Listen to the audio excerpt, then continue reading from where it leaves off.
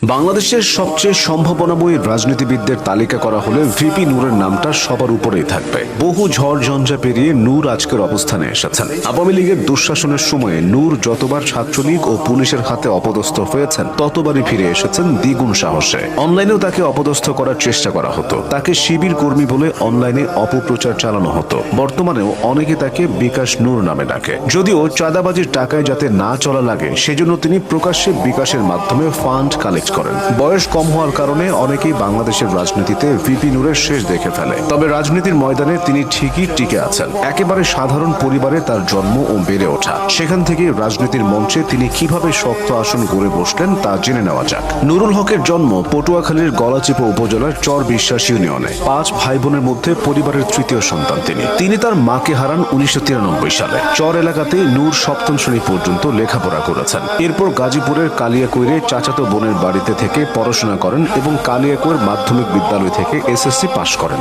HSC pass করেন Uttara high school and college থেকে। উত্তরায় নূরের 2 ভাই ব্যবসা বাণিজ্য